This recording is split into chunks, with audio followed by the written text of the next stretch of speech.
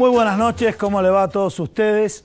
Un nuevo programa de Proyecto Federal y como me dice mi amigo Luis, que hoy no pudo venir al programa por problemas de salud, cargado de información, realmente temas muy importantes, lo digo, temas muy importantes e invitados muy importantes. Y vamos a comenzar, por ejemplo, diciéndole que va a estar Ricardo Rubier y nos va a contar el tema de la intención de voto en la ciudad de Buenos Aires y en la provincia de Buenos Aires. Dicen que la provincia de Buenos Aires es la madre de todas las batallas. Y de pronto sabemos que la ciudad de Buenos Aires tiene un comportamiento muy marcado en favor del PRO o en favor de Cambiemos. Este tema de los jugadores, Lilita Carrió, Lustó que aparece que quiere las PASO. No le dan las PASO, Lustó va por afuera. ¿Qué rol va a tener el justicialismo en la ciudad de Buenos Aires? Se lo vamos a preguntar a él y a otros invitados que estoy presentando también. Y me refiero a Francisco Cafiero, dirigente del Partido Justicialista, y también nos acompaña Hugo Pressman. Todo esto como introducción del programa, porque si no van a faltar los temas políticos, van a estar los temas económicos y también nos acompaña Mariano Kestelboim.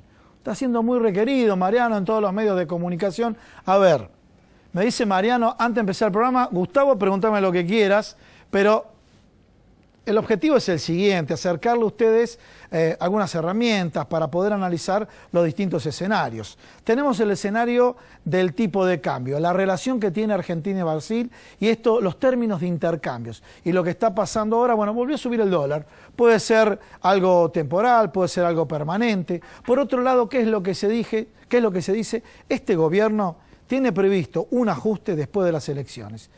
De hecho, algún indicio hay, porque si uno estudia los aumentos que se firmaron, que se acordaron para los servicios públicos, fueron 3 aumentos, de los cuales uno fue preelectoral y 2 aumentos de los servicios públicos postelectorales que van a ocurrir en el mes de noviembre y en el mes de enero del año que viene. Entonces, de alguna manera, se está marcando que después de las elecciones va a haber medidas económicas diferentes. Y la pregunta que yo me hago, ¿será que las medidas económicas que hicieron hasta ahora son tan populistas que tienen que hacer medidas que no sean populistas? Lo cual a muchos nos genera de alguna manera cierto temor. Otro de los temas, cuando dijimos que la madre de las batallas está en la provincia de Buenos Aires, también la pregunta que yo me hago, ¿será que desde Cambiemos directamente no quieren PASO? Mientras que muchos medios de comunicación se ocupan de hablar de la batalla que puede tener o no un frente liderado por Cristina Fernández de Kirchner, no se sabe si con la presencia o sin la presencia de ella, y otro frente liderado por Florencio Randazzo, donde de alguna manera ya empiezan a capitalizarse las debilidades que puede tener uno u otro, y en el discurso comunicacional, fíjense cómo muestran las facturas en el propio justicialismo o en el propio peronismo que no se ponen de acuerdo. De alguna manera, el gobierno nacional festeja esta situación. Pero yo digo, festeja esta situación y la pregunta que me hago, desde el gobierno nacional que se decían que era absolutamente participativo y democrático. ¿Qué fue lo que pasó con la presencia de Lustó? Lustó pidió PASO y no le dieron. Parece que quieren cerrar este escenario sin PASO y tener arreglado a todos los dirigentes, que ha provocado en algún sector, en alguna parte del radicalismo molestias, pero de alguna manera están buscando ante la opinión pública mostrarse sin ningún tipo de fractura, mientras nosotros vemos en el día a día que las fracturas pasan mayormente por los temas económicos, donde vemos que el gobierno no encuentra el rumbo. Desde el punto de vista comunicacional, buscan situaciones, la verdad yo diría, sorprendentes o impresionantes. Algunas consultoras de comportamiento del consumidor, me acuerdo que en el año 2001 lo que se decía es que el consumidor, después de esa crisis, se convirtió en un consumidor más racional. Más racional, cuando uno es más racional y en el proceso de compra, decisión de compra, deja determinadas decisiones o abandona determinadas decisiones, ¿a qué obedece esto? Casualmente obedece a una crisis económica. Entonces, este tema del consumidor racional que se vuelca a las segundas y a las terceras marcas. Este tema del consumidor racional que de pronto dice, voy a comer carne, pero voy a aumentar la frecuencia en la cual aumentar la frecuencia significa, si comía cada 3 días, como cada 5 días. Si comía todos los días, como de manera intercalada. Entonces, de alguna manera, veo que algunos festejan esta racionalidad del consumidor. Realmente es paradojal porque esto responde a cuando es muy racional, es que lo económico está impactando muy fuertemente. Ni hablar, a ver, señores, ¿por qué cayó un 56% el plan Ahora 12? Cayó porque la gente hoy por hoy dice, no voy a asumir el riesgo de comprarme bienes cuya duración es mayor a 1 año. O sea, voy a comprarme ahora un televisor. Si tengo ahorro, si me sobra y es un costo de oportunidad, lo hago. Pero yo me voy a meter en algo para pagarlo en 12 cuotas. Dejemos de lado el mayor o menor costo que pueda tener el Ahora 12. Pero cayó significativamente el Ahora 12. Más allá de la diferencia de precios. Antes vos te comprabas una pincha y decías, bueno, si esta ropa me va a durar más de 1 año, la puedo pagar en 12 cuotas, porque la tengo que pagar de contado. Hoy esto cayó en unas casi a la mitad o más de la mitad. Bueno, señores, así comenzamos el programa al día de hoy. Vamos, por favor, a las instituciones que nos auspician.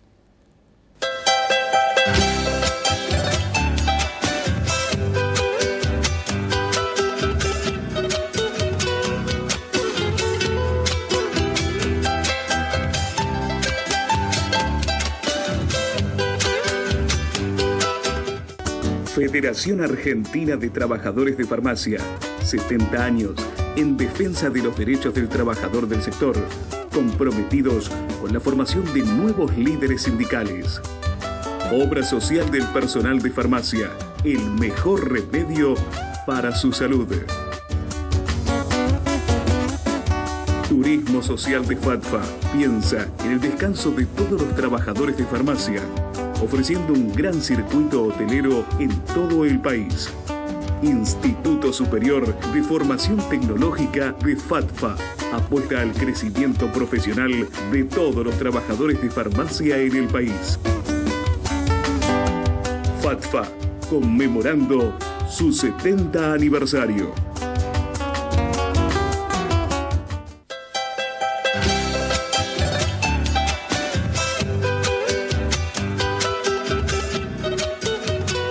Bueno, comenzamos el programa el día de hoy y ya lo estamos presentando. Ricardo Rubier, muchas gracias por estar en el programa. Bueno, yo hice aseveraciones que si estoy absolutamente equivocado, contradecirlas, no me voy a ofender en absoluto. Si la provincia de Buenos Aires es la madre de todas las batallas, sí, eso está claro. ¿Sí? Sí, sí. ¿Sigue siendo claro Va a por ser ahí? la madre, al punto tal de que esta elección es distrital. ¿Sí? Es distrital.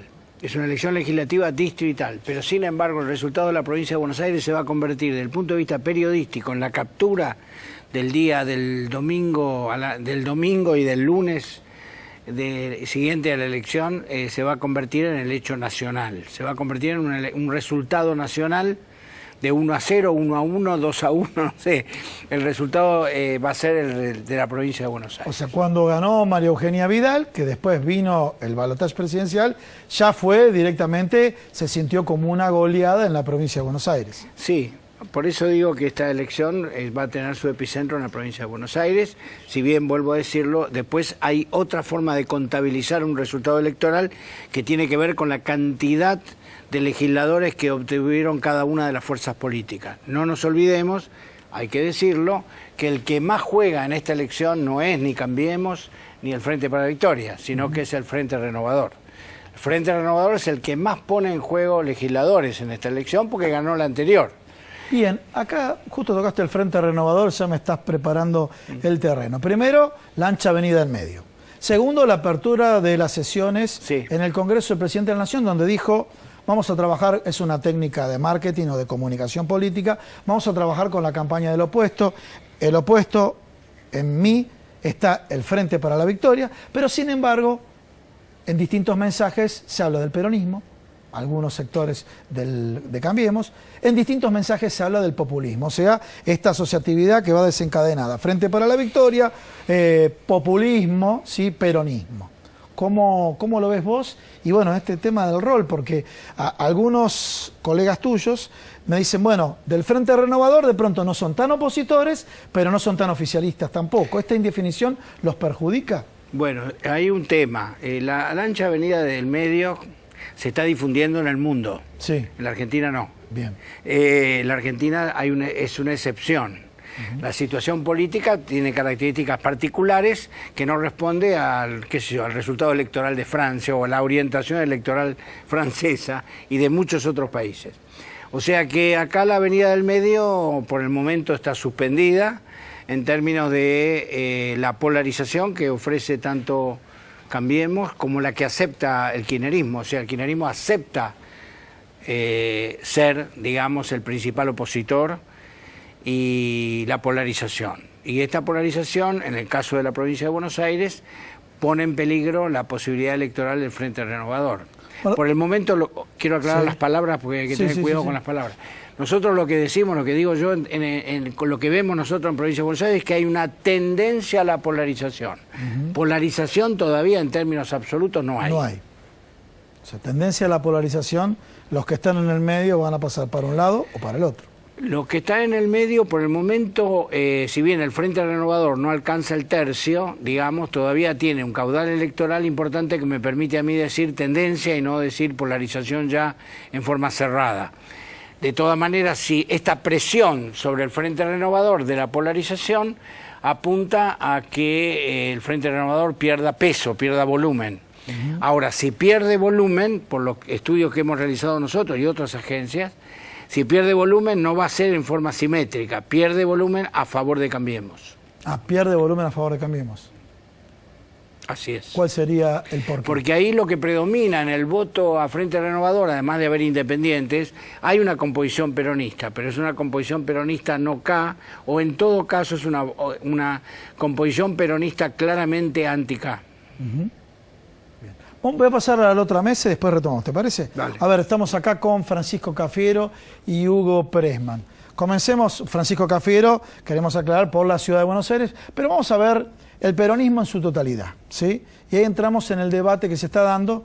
Tomemos lo que dijo acá Ricardo, la madre de todas las batallas está en la provincia de Buenos Aires, y vimos hace 2 semanas esta situación que se dio en un acto donde varios intendentes, y acá lo corroboró Ricardo, es distrital la disputa, donde dijeron no, yo a ese escenario con tal o cual persona no me subo, ¿no? Por otro lado, veníamos fuera del aire, veníamos charlando con Hugo Pressman, de pronto, bueno, en algunos dirigentes les faltó la autocrítica, ¿no? De hecho, sabemos que hay algunos referentes, ¿puedo mencionarlo a grosso? ¿Sí? Si te parece, lo menciono a grosso, que asesora al presidente de la Nación y no aparece en cámara. Bueno, ¿cómo ves esto? Las distintas figuras, esta situación donde se ve de alguna manera un debilitamiento del Partido Justicialista, por lo menos lo ve así el Frente Cambiemos, o de pronto se transforma en la teoría de la entropía. Bueno, hay una crisis tal en el peronismo que termina resurgiendo para esta elección. Con relación a la primera aseveración de la batalla de la provincia de Buenos Aires, es tan importante que en el 2009 y en el 2013 pareció de que el Frente para la Victoria fue derrotado nacionalmente, cuando solamente fue derrotado fundamentalmente en la provincia de Buenos Aires. La suma de votos lo dio triunfador al Frente para la Victoria. En última instancia parece que acá juega mucho más el clásico en términos futbolísticos que el campeonato. El campeonato es la suma de todos los votos. El clásico es muy importante. Por supuesto que uno quiere ganar el clásico y el campeonato, pero en el 2009 y en el 2013 apareció la derrota del Frente para la Victoria porque efectivamente la provincia de Buenos Aires es al peronismo lo que desde los últimos años la capital federal es al macrismo. Por eso, si Vudú se hubiera, si Lustó se hubiera impuesto sobre Rodríguez Larreta, prácticamente eso hubiera producido no digo muerte porque en política es muy difícil hablar de muerte política, pero no hubiera sido candidato Mauricio Macri en las elecciones de noviembre del año pasado.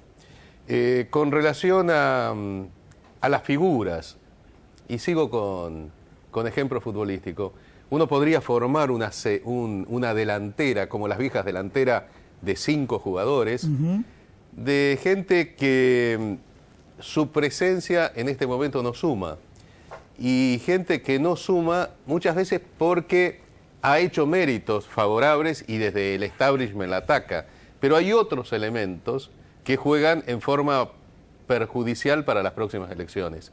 En ese aspecto yo les recordaría a 4 o 5 figuras importantes que hoy nos suman, aquello que en algún momento un famoso número 5 de Boca, seguramente Cafiero, como casi toda la familia, fue de Boca. No le preguntaste, no sabemos si es de Boca. Soy hincha de Boca. Sos hincha de Boca. Bueno, tu abuelo tuvo, cuando nació uno de sus hijos, estaba en la cancha de Boca en el año 54. Claro, hacía 10 años que Boca no salía campeón y estaba desesperado. Cuando volvió ya había nacido alguna de sus... Una tía mía. Una tía no tuya, doy claro. su nombre si no revelo la edad, ¿viste? Como Claro, sé todas claro. las damas.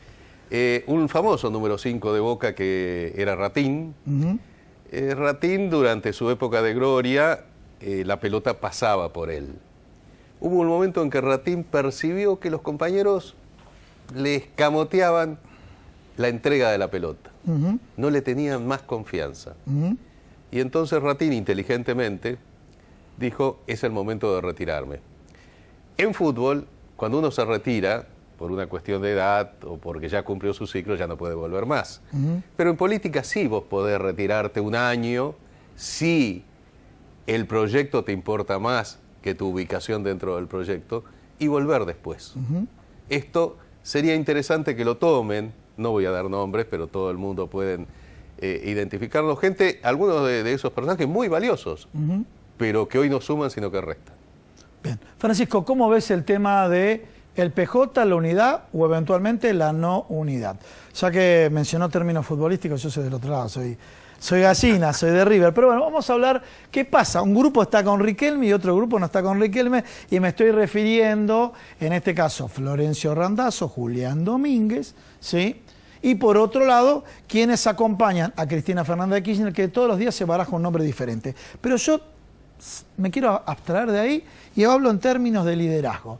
En términos de liderazgo, no se muestra una unión, una frase que utilizaba Perón, ¿no? En la unión reside la fuerza que nos llevará al triunfo, ¿no? Pero aparentemente, dentro del justicialismo, dentro del peronismo, no se ve, porque uno ve los términos de uno en contra del otro y son muy fuertes. Quien aparece, quien asoma como rival, Florencio Randazzo, veo que desde el otro sector son muy duros con él. ¿Cómo lo ves? ¿Cuánto lo está afectando o no lo va a afectar al peronismo? O de pronto, lo dije muy rápido, pero es la teoría del caos de Ilya Prigozhin, que ganó un premio Nobel, y dice que en un momento las organizaciones llegan a un caos tal que después se recuperan y salen a flote. ¿Va a pasar eso en el peronismo? Venimos de una derrota muy importante y las derrotas tienen consecuencias y naturalmente eso trae tensiones internas en un movimiento tan amplio, tan diverso y tan transformador como es el peronismo. Mi abuelo siempre decía que los peronistas somos como los gatos, que cuando parece que nos estamos peleando, en realidad nos estamos reproduciendo. Sí. Yo creo que las tensiones se van a superar en función de las coincidencias que tenemos. Y en eso Macri nos está haciendo un favor. Porque hoy ya la prioridad no pueden ser las distintas vanidades o suposiciones de tal o cual dirigente, sino que tienen que estar expuestas en dónde están los problemas de la gente. Si las prioridades van a ser si encabeza uno o encabeza el otro, y no va a ser los tarifazos, las pérdidas de puestos de trabajo, la inseguridad, la falta de qué hay en torno a las políticas públicas en general. Hablamos de salud, de educación, la falta de trabajo, la inflación. Digo, ahí es donde la agenda del peronismo... El endeudamiento. El endeudamiento, ni hablar de cuestiones estructurales como tiene que ver con el sistema financiero. Ahí es donde la agenda del peronismo comienza a revertir una discusión que tiene que ver con el pasado y la empieza a transformar en una discusión de presente y de futuro. La pregunta que yo te hago es si va a haber, por parte del peronismo, una hipertrofia de diagnóstico y una atrofia de soluciones. Hay un sector que está muy preocupado y dice, no, vemos una atrofia de soluciones, ¿en algún momento se van a generar estas soluciones? Yo creo que... Si vos no tenés la respuesta, está claro, ¿no? No, a ver, yo creo que está sobrediagnosticado todo. Sí. Creo que es momento de ponerse de acuerdo hacia dónde vamos como conjunto. Y hacia dónde vamos también tiene que ver con las formas en que nos convocamos y convocamos al resto de las fuerzas políticas que no están de acuerdo con el modelo económico, político y social que está llevando adelante Macri. Por lo tanto, yo creo que esta es una discusión que tiene que tener como eje vertebral y convocante al peronismo, pero que tiene que tener la suficiente capacidad de convocar en la diversidad, con generosidad hacia otras fuerzas políticas que claramente se oponen a este sistema de gobierno que está dejando muchísimos problemas sin resolver. Sí, si uno toma en cuenta la otra derrota muy importante que sufrió el peronismo, que fue en el 83, en donde arrastraba la etapa final del gobierno de Isabel y una escasa representatividad en sus dirigentes, en donde Alfonsín aprovechó indudablemente con un discurso mucho más seductor que el que podía tener Luder, y tardó 4 años en reponerse. Recién triunfa en las legislativas del 87, de gobernador del 87, en donde el radicalismo sufrió una catástrofe, ganó solamente en 3 distritos. Tardó 4 años. O sea que puedo decir que pueden transcurrir 4 años. No, lo que quiero decir es que una aseveración que ojalá no se cumpla, pero que tal vez 2 años sea poco para la recomposición del peronismo y muchísimo para la futura pesada herencia que va a tener el país en cuanto a la continuidad de este modelo. La futura pesada herencia. Bueno, vamos a pasar a la otra parte del estudio, porque bueno, casualmente estamos planteando con Ricardo Rubier el tema de la ciudad de Buenos Aires. Bueno, tenés estudios en la ciudad de Buenos Aires. Antes que me dé los números, Sí. alguien que ve en este programa lo tenemos de manera consecutiva hace 9 años, y un filósofo, analista político, que venía al programa, ahora no está con nosotros, no está en vida, pero siempre hacía la simulación de la casa de Gran Hermano, donde entran y salen permanentemente, y uno de los que entra y sale permanentemente, te hablo hace 9 años, era Lilita Carrió. Parece que las mediciones, Lilita Carrió, que sale, entra, porque realmente que iba a ir a provincia, que pasó a la ciudad de Buenos Aires, que de pronto Lustó no, que de pronto mencionó que Monzó no en la provincia de Buenos Aires, que mencionó que Jorge Macri no, tiene un rol protagónico para el éxito en la ciudad de Buenos Aires. Sí, Carrió es un fenómeno interesante desde el punto de vista electoral, porque hoy en día está de nuevo, como le ha pasado alguna vez, está arriba en el consenso y en la intención de voto. En algún momento estuvo muy abajo, como todos sabemos. Yo creo que Carrió es una dirigente política que tiene la virtud, digamos así, de estar siempre provocando la actualidad, siempre, permanentemente. Tiene una tarea de provocación. A veces el contexto le da resultado y a veces no. Bien. En este momento no es Carrió solamente, ella en realidad sigue haciendo lo mismo, sino que tiene un contexto muy favorable que le da como un plus a Cambiemos, le da un plus a Cambiemos, en el sentido de sostener un discurso muy republicano y muy de fiscal, o sea, de alguien que está dispuesto a denunciar a los propios. O sea, y que de ese modo toma distancia de su propia fuerza política. Como ella no representa una gran fuerza política, pues su fuerza política es escasa. Es ella misma. Es ella misma. En realidad eso le da libertad de movimiento y le permite ser un poco, tratar de ser Lisandro de la Torre, pero en el cual está enfocando también a los propios, o sea, no los propios de ella, sino los propios de la alianza. Entonces, esto le da cierto margen, y como estamos viviendo un momento, no solamente en la Argentina, ¿no?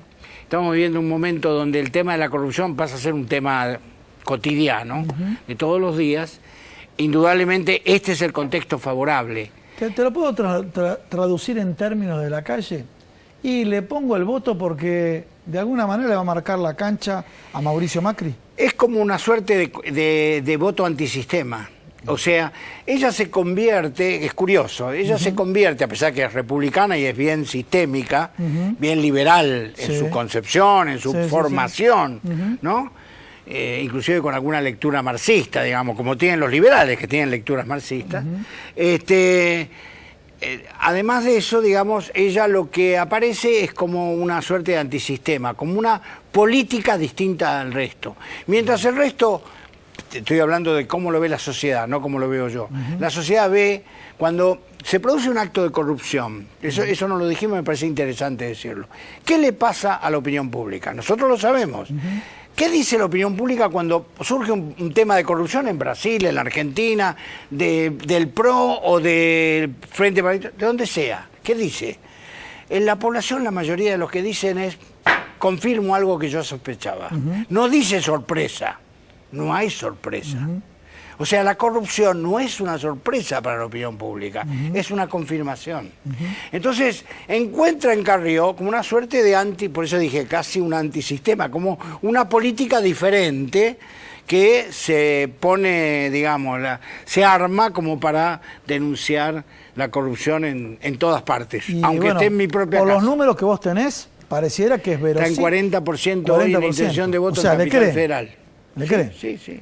Sí, ha levantado mucho, pero es la misma política que en algún momento tuvo el 1% de los votos, el 2%. La misma dirigente política, son contextos diferentes. En algún momento el contexto no logra persuadirla, no logra complementarla, quiero decir. Y entonces cuando no se complementa con el contexto, Carrió anda como a la deriva. Ojo, estamos hablando de un cargo legislativo. Si yo la mido a Carrió en un cargo ejecutivo, no es 40%. O sea, que la población tiene claro que Carrió no está para gobernar, está para legislar y está para vigilar. Vamos a hacerlo después del corto. A ver, vamos a hablar en términos de consumidor político. ¿El consumidor político en las elecciones de mandato medio tiene otros criterios para buscarlo? ¿Te parece? Sí, sí. Muy bien, vamos a un pequeño corte y continuamos con este tema y muchos temas más.